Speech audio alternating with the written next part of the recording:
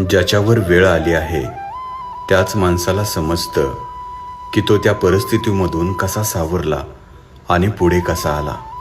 बाहेरून पाहणाऱ्यांना फक्त निकाल दिसतो, पण आतला संघर्ष कुणालाच दिसत नाही. रात्री झोप न लागलेले क्षण, मनात दाटलेली भीती आणि न बोललेली वेदना, हे सगळं तो एकटाच जगत असतो.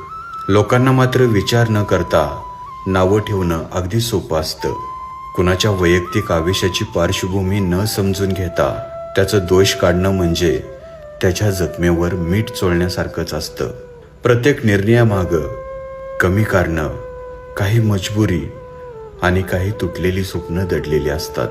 जे बोलायला सोपं वाटतं, पण ते जगायला किती कठीण असतं हे अनुभवाशिवाय कळत नाही. म्हणूनच मत देण्याआधी माणूस म्हणून थोडं थांबणं गरजेचं असतं. सहानुभूती नसली तरी किमान शांतता ठेवणं हाही एक माणुसकीचाच भाग असतो. कारण शब्द जखमा देत राहतात, पण कधी कधी आयुष्यभराची खंत सुद्धा देऊन जातात.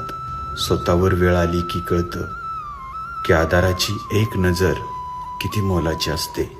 त्यामुळं कोणाच्याही वैयक्तिक आयुष्यावर निकाल देण्याऐवजी त्याची पार्श्वभूमी समजून घेणं हेच खरं शहाणपण असतं.